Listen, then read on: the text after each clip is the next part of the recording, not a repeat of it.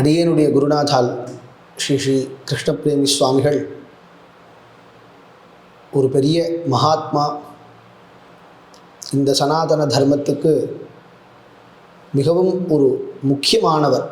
எவ்வளவோ மகான்கள் இந்த பூமியில் அவதாரம் பண்ணி நம்மளுடைய இந்த தர்மத்தை காப்பாற்றிருக்கிறார்கள்.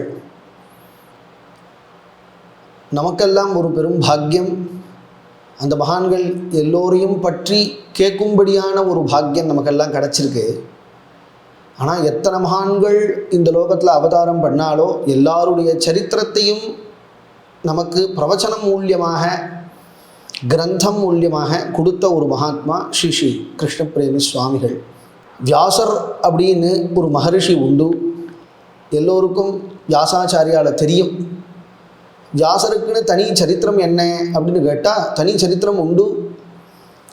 ஆனால் வியாசாச்சாரியாருடைய மிகப்பெரிய ஒரு பங்கு என்ன என்று கேட்டால் எல்லா பகவானுடைய அவதாரத்தையும் அவர் தான் எழுதினார். அச்சதுர் வதனோ பிரம்மா த்விபாகுர் அபரோ ஹரிஹி அபால லோச்சன சம்பு பகவான் பாதராயணா என்று சிவனை பற்றியும் விஷ்ணுவை பற்றியும் அல்லது ஜெகத் சிருஷ்டியை பற்றியும் எல்லாத்த பற்றியும் நமக்கு இன்றைக்கி தெரிகிறது. 18 புராணமும் தெரிகிறது அப்படின்னா அதுக்கு வியாசர் தானே நமக்கு அவ்வளவு புராணத்தையும் எழுதி கொடுத்த ஒரு மகாத்மா. அதுபோல் எத்தனையோ மகான்கள் உண்டு.